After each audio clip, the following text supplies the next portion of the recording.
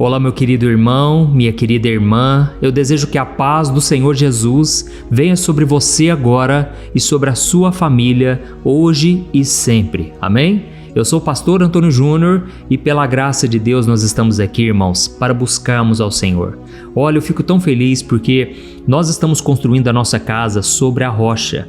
E a rocha, irmãos, é Jesus, a rocha é a palavra de Deus. E o próprio Cristo disse: se vocês ouvirem as minhas palavras e colocarem em prática, vocês serão semelhantes a um homem sábio que construiu a sua casa sobre a rocha. Veio os fortes ventos, a tempestade, as enchentes e essa casa não caiu. Irmãos, eu estava pensando também numa outra coisa. Todos nós, antes de nós sairmos de casa, nós olhamos no espelho, não é verdade? A gente quer ver a nossa fisionomia, ver como é que está a nossa pele, o nosso cabelo, a nossa roupa. Isso é completamente normal. O que não é normal é nós deixarmos de olhar para o espelho da nossa alma. E qual é o espelho da nossa alma? É a Bíblia, entendeu? A Bíblia, quando você abre ela com o coração aberto, é lógico, você começa a ver as coisas que estão de errado com você, as coisas que você tem acertado. Você começa a ver um caminho novo que Deus tem preparado para você. E por isso tem que ser todo dia, afinal de contas, você fica um dia sequer da sua vida sem olhar no espelho? Seja sincero, todos nós olhamos no espelho todo dia e várias vezes ao dia. Então, nós precisamos também olhar para o espelho da nossa alma. Quando nós olhamos para a palavra, nós entendemos que ainda tem muito a melhorar, não é verdade? Eu olho para mim e eu penso, gente, eu tenho tantas coisas ainda para melhorar. Mas irmãos, graças a Deus que as misericórdias do Senhor se renovam a cada manhã. É isso que diz a Bíblia. E você tem uma chance, uma oportunidade de consertar os seus caminhos, de se arrepender dos seus pecados, de decidir caminhar com Jesus. O problema é que quando nós vamos deixando de olhar para o espelho, a gente para de ver as imperfeições. E é importante que quando você olhar no espelho na sua casa, você acenda a luz do banheiro. Porque se você não acender a luz, vai parecer que está tudo perfeito. Mas aí na hora que você acende a luz, o que acontece? Você começa a ver uma espinha, aqui, você começa a ver uma mancha, você começa a ver rugas, ó, eu já tô com 41 anos, ó, a ruga vai chegando. E aí você começa a ver que você é imperfeito, entendeu? Quando você olha para a Bíblia, você começa a ver que se não for Jesus, você não consegue mudar de vida. O próprio Cristo disse em João capítulo 15, sem Ele nada podemos fazer. Então, eu sempre trago aqui a palavra e eu fico tão feliz porque nós estamos construindo a nossa base, que é a rocha, que é a palavra, e não em cima de uma religião, porque a religião não salva ninguém, entendeu? A religião é uma maneira que um homem vem buscando de se reconectar com Deus. Só que quando nós olhamos para o Evangelho, foi o próprio Deus que decidiu se conectar novamente conosco. Deus é que veio ao nosso encontro. Irmão, se não fosse Deus tendo misericórdia de nós não estaríamos aqui ouvindo a palavra de forma alguma. É Deus quem tem tocado o nosso coração. É Deus quem tem nos amado primeiro, quem tem nos resgatado. Amém? Será que você pode dar um glória a Deus por isso? Então, nós somos fruto da misericórdia e da graça do Senhor. E aí deixa eu te contar outra coisa que a Bíblia faz também. Quando você vai caminhando com o Senhor e você vai conhecendo mais da Bíblia, você vai sentindo mais paz no seu coração. Apesar das dificuldades, apesar da guerra à sua volta, você vai sentindo paz. Por quê? Porque você entende que tudo está debaixo do controle e da soberania de Deus. Talvez você está aqui me ouvindo agora e você está questionando ao Senhor por que tem dado tudo errado. Por que as coisas parecem que não vão para frente na sua vida? Porque parece que só piora. E eu vou te mostrar na palavra de Deus. Isso foi o que o Espírito Santo me tocou muito forte hoje. Eu vou te mostrar que antes das coisas melhorarem, na verdade elas pioram. E quando você entende a maneira de Deus trabalhar, você fica em paz, você descansa, porque você tem experiência. A Bíblia diz em Tiago capítulo 1, quanto mais você passa por provações, mais você adquire experiência. E essa experiência, ela traz maturidade. E você para de ficar duvidando como se fosse uma pessoa que está sobre as ondas do mar. Uma hora está lá em cima, outra hora está lá embaixo. Irmãos, eu me lembro quando eu era novo convertido, eu tinha tantos questionamentos, eu não conhecia tanto da Bíblia, sabe? Eu só tinha fé, eu só queria Deus na minha vida. Mas as circunstâncias eram contrárias, totalmente contrárias. As dificuldades só aumentaram, a perseguição, o inimigo tentando me tirar desse caminho também. Irmãos, eu vivia como se estivesse nas ondas do mar. Uma hora eu estava bem, outra hora eu estava mal. Uma hora eu achava que o meu nome estava escrito no livro da vida. Outra hora eu achava que Jesus já tinha apagado, porque não é possível, tanto erro, tanto pecado. Mas irmãos, com o tempo a graça foi me ensinando. Eu fui aprendendo com o amor de Deus e eu fui entendendo que a compaixão é melhor do que a condenação. E Jesus, ele sentia compaixão pelos piores pecadores e ele mesmo disse: eu não vim para condenar, eu vim para salvar. E à medida que eu fui passando pelas provações, pelas tentações, eu fui vendo que Deus não pesou a mão, porque Deus queria me ensinar aquelas lições. Deus queria que eu crescesse, amadurecesse. Então eu fui deixando as coisas de menino. Eu fui parando de pensar, de raciocinar como menino e comecei a crescer espiritualmente. Assim como o apóstolo Paulo disse, quando ele era menino, ele só enxergava numa visão superficial. Mas à medida em que ele foi amadurecendo, ele teve uma visão mais ampla, um panorama maior de quem é Deus, de como Deus trabalha. Amém? Então, às vezes as coisas ficam tão difíceis na sua vida, mas eu já sei, ao olhar para a Bíblia, que na verdade Deus está trabalhando. Deus está nesse processo, você está nesse processo, aliás. E nós vemos um exemplo claro disso na vida de Abraão. Abraão, Deus prometeu para ele que ele seria um pai de multidões. Multidão incontável de pessoas, ou seja, a nação de Israel viria dele. Só que, irmãos, quando a gente olha para a vida desse homem, ele foi ficando velho, ele foi ficando impotente sexual, normal, ele já era de idade, a sua esposa era estéril, não podia ter filhos, ou seja, tudo piorou antes de melhorar, tá certo? Entenda esse processo. Você está mal hoje, você está na pior, se você estiver confiando no Senhor, se você está orando, meditando na palavra, obedecendo a palavra, irmãos, pode ter certeza, esse quadro vai se reverter. Glória a Deus. Lá no Salmo 34, versículo 19, diz que muitas são as aflições do justo, mas o Senhor o livra de todas. E Ele vai te livrar mais uma vez dessa situação. Pode ter certeza, confie em Deus, faça o que tiver que fazer e obedeça a palavra. Não tem como dar errado, tá bom? E a Bíblia diz então que no tempo determinado, Abraão teve o filho da promessa, Isaque. Irmãos, o mais interessante é que Abraão, no meio desse processo, ele caiu em tentação. Abraão falhou. Abraão decidiu dar uma ajudinha para Deus como se fosse preciso. E Abraão então decidiu cortar o processo no meio do caminho. E ele então acabou se deitando com uma outra mulher que não era sua esposa. E ele teve um filho com ela. E ele talvez pensasse, nossa, agora eu resolvi o problema, porque Deus falou que eu vou ser pai de multidões, tá aí o menino. Só que Deus falou, Abraão, esse aí não é o filho da promessa. Eu não mandei você fazer isso? Por que você fez isso? E então a Bíblia diz que Abraão teve que despedir-se daquele filho, porque estava causando contenda. A mãe daquele menino estava tendo discussões, brigas ferrenhas com a esposa de Abraão, porque ela se achava merecedora de ser a herdeira das promessas. Irmãos, naquele momento não teve jeito. Abraão se despediu do menino com lágrimas, com muito choro.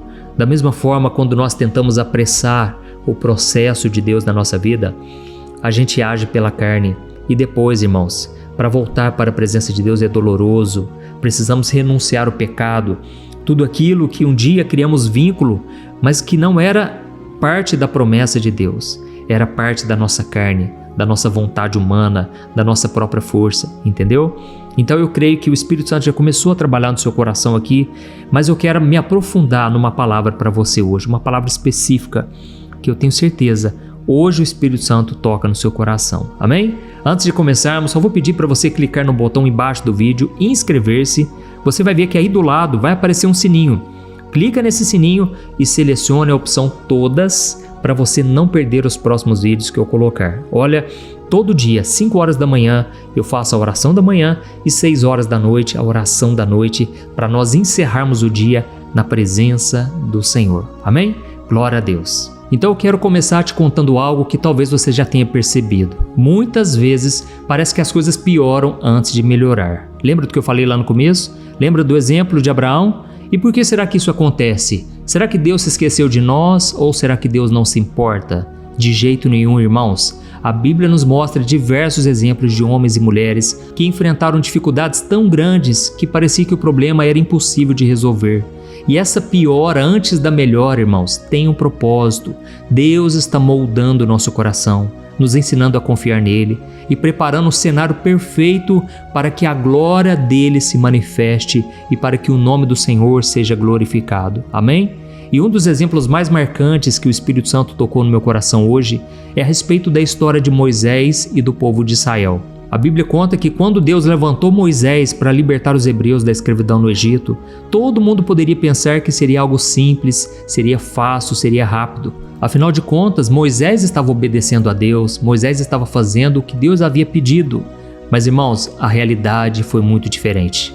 Assim que Moisés falou com Faraó, pedindo que ele deixasse o povo ir adorar ao Senhor no deserto, o coração de Faraó se endureceu.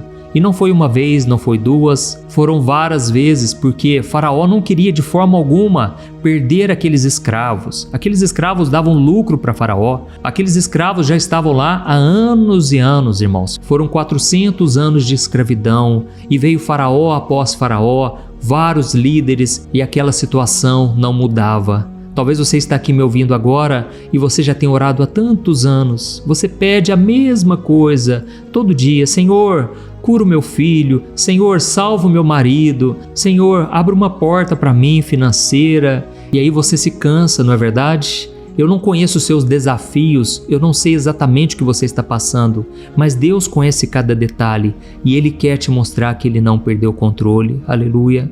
E então, irmãos, a Bíblia conta que quando Moisés chegou diante de Faraó mais uma vez, Faraó, em vez dele ceder, em vez dele deixar o povo ir embora, adorar ao Senhor no deserto, sabe o que ele fez? Ele aumentou a opressão, ele aumentou até mesmo a carga de trabalho dos israelitas. E os israelitas então se desesperaram porque eles já eram castigados, eles tinham uma vida de escravo e eles agora teriam que suportar uma carga muito maior. Oh, meus irmãos, eu creio que agora Deus está falando com vocês. Eu sei que tem pessoas aqui que parece que quanto mais oram, mais piora. Parece que quanto mais busca a Deus, a situação aperta e você pensa que não vai dar conta. Você pensa que não vai suportar os fardos pesados e não vai conseguir sobreviver nessa batalha, nessa guerra. Eu estou aqui para te dizer hoje, levanta a tua cabeça, espere um pouco mais, confie um pouco mais no Senhor. Ele está olhando para você agora. Não é hora de desanimar, não é hora de você olhar para as circunstâncias. Olhe para o futuro que Deus tem para você. Olhe para a recompensa. Amém? O Senhor é quem te fortalece hoje. Receba então a força de Deus nesse momento. Aleluia! E se você puder, escreva aqui nos comentários: eu creio que Deus está me levantando hoje, eu creio que Deus está me renovando. Irmãos, como eu disse para vocês, Faraó se endureceu. Era um homem mau, um homem cruel. E eu quero ler para você o que está escrito em Êxodo capítulo 5, o versículo 17 e 18. Olha só o que a Bíblia diz. E então Faraó respondeu: vocês são preguiçosos, por isso vivem dizendo: deixem-nos ir embora e oferecer sacrifícios ao Senhor. Mas agora eu quero que vocês voltem ao trabalho. Vocês não receberão palha, mas ainda assim terão de produzir a mesma quantidade de tijolos. Olha isso, irmãos, que homem mau, que homem sem coração. O diabo estava no coração desse homem, irmãos, eu tenho certeza disso. Esse homem ficou endemoniado e muitas vezes, irmãos, Deus permite que o inimigo ele tenha uma breve vitória. Guarde isso que eu estou te falando. O inimigo ele vai ter uma aparente vitória, mas depois Deus vai envergonhar Satanás. Nesse momento aqui, o povo ficou desesperado. Em vez de ver Deus agindo de imediato, eles viram as coisas ficarem muito pior. Só que, irmãos, em tudo isso Deus estava trabalhando. Deus permitiu toda essa dureza de coração para que Ele revelasse o seu poder por meio das pragas do Egito. Deus enviou 10 pragas, irmãos, cada uma delas para combater um deus egípcio, para mostrar que Deus é muito superior. Depois disso, Deus mostrou o seu poder abrindo o Mar Vermelho, e aquilo foi tão sobrenatural que é o milagre mais contado em toda a Bíblia. E depois disso, Deus mostrou seu poder conduzindo aqueles 2 milhões ou mais de pessoas pelo deserto. Oh, aleluia! Deus é maravilhoso, irmãos. Deus está no controle. Hoje pode parecer que a gente olha para a situação do nosso país, parece que não tem melhora alguma. Irmãos, se nós nos convertermos, se voltarmos o nosso coração para o Senhor, Ele promete que vai sarar a nossa terra. Se o meu povo que se chama pelo meu nome, diz o Senhor, se humilhar, orar e me buscar, e se converter dos seus maus caminhos, eu, Senhor, sararei a sua terra. Então creia nessa promessa da Bíblia, irmãos. Deus é fiel, amém? Então talvez você que chegou aqui hoje, você vem pensando assim, do que adianta eu ficar buscando a Deus? Do que adianta eu ficar buscando viver em santidade? As pessoas não querem saber de Deus, as pessoas não valorizam pessoas como eu. Irmãos, vamos olhar somente para o Senhor. Vamos continuar praticando a palavra, porque isso sempre trará recompensa na nossa vida. Amém? Tem um outro exemplo na Bíblia que eu gosto muito, que é o exemplo de Jó. Jó era um homem íntegro, ele temia a Deus, mas ele passou por perdas muito dolorosas. E de uma hora para outra, os seus bens foram roubados, os seus filhos morreram e ele se viu sem nada, com muita dor no coração. Se isso tudo não bastasse, a sua própria esposa, ela foi usada pelo inimigo. E ela disse, por que você ainda continua servindo a Deus? Amaldiçoa a Deus e morra. Ou seja, acabe com tudo. Você não precisa passar por isso. Mas, irmãos, a Bíblia diz que em todas essas coisas, Jó não pecou com a sua boca. Ele não murmurou, ele glorificou a Deus e ele disse, mulher, você está louca. Você acha que eu vou aceitar as coisas boas e não vou aceitar as coisas ruins? Não, eu vim para esse mundo sem nada e eu posso voltar sem nada. Eu só quero adorar a Deus. Oh, aleluia! Talvez você está aqui hoje passando por um deserto. Meu irmão, não reclame, não murmure, não dê corda para o inimigo. Pelo contrário, glorifique ao Senhor. Crie o hábito de dizer, Deus, muito obrigado. Senhor, eu te agradeço. Apesar de tudo, o Senhor tem me sustentado. Isso tudo, irmãos, vai nos fortalecer emocionalmente e espiritualmente. E então, a Bíblia diz que Jó chegou no ponto mais baixo que um ser humano poderia chegar. Ele estava sem saúde porque Satanás havia tocado até no seu corpo. Irmãos, lembra do que eu falei? Às vezes Deus permite o inimigo ele ter uma aparente vitória. Só que, irmãos, aquele homem, apesar de suas falhas, porque Jó era falho, em vários momentos ele questionou a sua própria existência. Ele chegou a amaldiçoar o dia do seu nascimento, ele não aguentava mais tanto sofrimento. E muito disso porque os próprios amigos de Jó, que deveriam ajudá-lo, eles ficaram vários dias ao redor dele, acusando ele, jogando na cara coisas que ele fez, dizendo que ele estava pagando pelos seus erros. Mas, irmãos, lá em Jó 42, o versículo 10, diz algo que mudou completamente a vida de Jó. Lá está escrito assim, quando Jó orou pelos seus amigos, o Senhor restaurou a sua vida. E de fato, o Senhor lhe deu em dobro tudo o que antes ele tinha, tudo que ele havia perdido, Deus lhe deu em dobro. Aleluia! E a Bíblia completa dizendo que o final da vida de Jó foi melhor do que o começo. Esse é o nosso Deus, irmãos, um Deus de restauração, um Deus que cuida de nós, mas para isso precisamos permanecer na presença dele. Então nós podemos aprender aqui com Jó que quando nós passamos por períodos de dor, períodos de perda, se nós mantivermos a nossa fidelidade ao Senhor, Ele vai transformar a tribulação em restauração. Amém? Eu poderia passar horas e horas aqui contando sobre outros personagens, como por exemplo José. José foi rejeitado pelos irmãos, ele foi vendido como escravo e preso injustamente. Tudo porque ele teve o sonho de Deus, tudo porque um dia ele sonhou que Deus iria honrar a vida dele. E parece que quanto mais ele era fiel, mais problemas surgiam no seu caminho. E quando ele estava preso injustamente, se sentindo completamente sozinho, Deus restaurou a sorte de José. Ele estava no fundo do poço, mas de repente Deus o levantou para ser o governador do Egito. Tudo porque Faraó teve 2 sonhos e José foi o único que soube interpretar esses sonhos. E por causa disso, ele se tornou o homem mais poderoso da terra. Irmãos, Deus tem recompensa para aqueles que o buscam, para aqueles que guardam a sua palavra e a obedecem. Assim como aconteceu com José. José perdoou seus irmãos que o castigaram, que o venderam como escravo, que o humilharam. José perdoou a sua família e ainda abençoou a sua casa. Talvez, irmãos, o que está faltando para Deus restaurar a nossa vida, sabe o que é? É a gente liberar o perdão, é a gente amar os nossos inimigos, é a gente perdoar aqueles que nos ofenderam. Assim como Jesus ele foi crucificado, irmãos. Jesus ele sofreu a pior vergonha, a pior humilhação. Mas a Bíblia diz em Hebreus 12, o versículo 2, que ele não olhava as circunstâncias, ele esperava uma coroa de glória. E agora ele está sentado no lugar de honra, à direita do trono de Deus.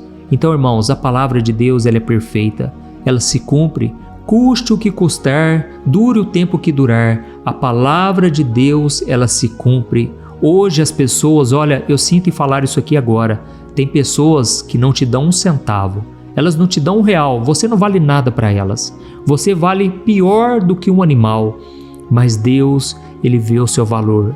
Eu sei que eu estou falando aqui para homens e mulheres que não são valorizados dentro da própria casa, mas o Senhor manda te dizer: eu te amei com amor eterno, eu te amo antes de você me amar, e o choro pode durar uma noite, mas a alegria vem com o amanhecer. Amém? Creia nas promessas do Senhor, irmãos. E agora nós vamos orar. Se você chegou até aqui, eu te agradeço do fundo do coração, porque essas palavras que eu trago não são minhas, é a palavra do Senhor. Por isso, todos os vídeos da oração da manhã, fique comigo até o final, porque é muito importante você receber a oração também, tá certo? Nós já vamos orar agora, eu só vou te pedir duas coisas simples. Primeiro, escreva o seu nome aqui no comentário, eu quero ver o seu nome, e na frente do seu nome escreva assim: Deus, eu creio que as tuas promessas vão se cumprir. Aleluia, amém? Glória a Deus. E a outra coisa que eu quero te pedir, no final da oração, não deixe de compartilhar. Olha, irmãos, eu creio que essa corrente de fé, de esperança, ela vai crescer. Eu fico tão feliz quando eu vejo testemunhos, depoimentos de pessoas que foram tocadas. Criancinhas, irmãos, têm recebido desta unção que Deus tem derramado. Então, não deixe de compartilhar, e agora eu peço para você fechar os seus olhos, que eu quero orar por você e pela sua casa, e pelos seus pedidos de oração aqui nos comentários, tá bom? Vamos orar, aleluia, glória a Deus. Senhor, meu Deus e meu Pai, nós queremos te agradecer por mais um dia. Obrigado, meu Deus, por esta palavra que aqueceu o nosso coração.